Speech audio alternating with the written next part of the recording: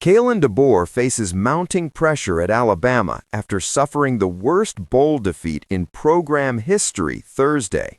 Number 1 Indiana absolutely demolished number 9 Alabama 38-3 in the Rose Bowl, exposing fundamental problems that have plagued the Crimson Tide down the stretch.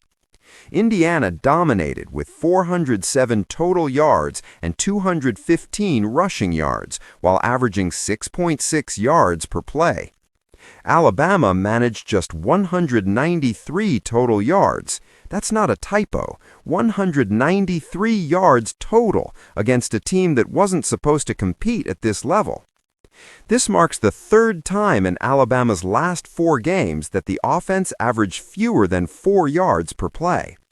An explosive attack that ranked among the nation's best at season start completely broke down, primarily due to an inability to run the football.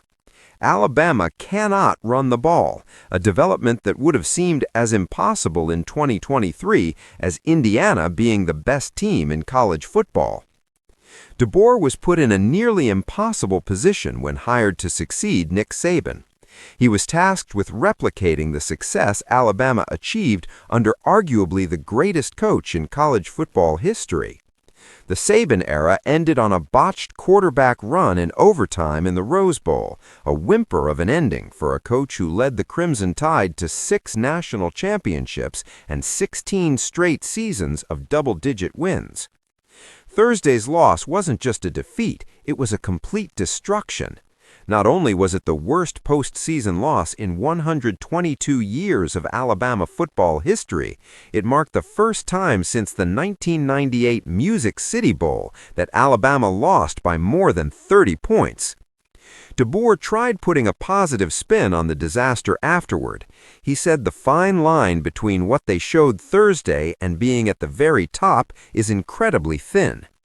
They need to start over from scratch, putting the right people around them and committing to a common goal.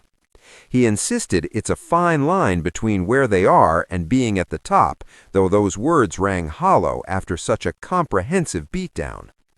Including regular season games, this was Alabama's worst loss since falling 42-6 to Arkansas in 1998. That Arkansas loss? It was the worst Alabama defeat since a 40-0 Iron Bowl drubbing in 1957, a game that was 13 national championships ago. Much of last offseason was dominated by Alabama's exclusion from the first 12-team playoff in 2024. The 9-3 Tide lost 24-3 to Oklahoma in the season's penultimate weekend, missing the playoff entirely. That didn't stop a pressure campaign from the SEC about the Tide's exclusion. The playoff committee even tweaked its selection processes to account more for strength of schedule. Never mind that Oklahoma finished 6-7, and one of Alabama's other losses came to a Vanderbilt team that finished 7-6. This season, Alabama received enormous grace from the selection committee. They lost 28-7 to Georgia in the SEC title game in a contest that didn't even feel that close. Alabama entered ranked 9th and somehow remained 9th afterward, becoming the first Power Conference title game loser to not drop a single spot in playoff rankings. Hardly anyone thought this Alabama team could win the national title, whether seeded 9th, 10th, or missing the playoff entirely. That's the core problem. When was the last time anyone said that about a Saban-coached team? Probably 2010, when Alabama finished 10-3 and went to the Capital One Bowl.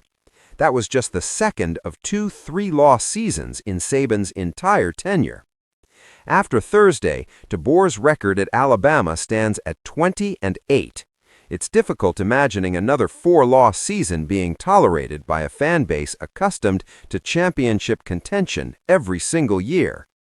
For comprehensive college football coverage and coaching news, subscribe to USA Today News and turn on notifications for breaking updates.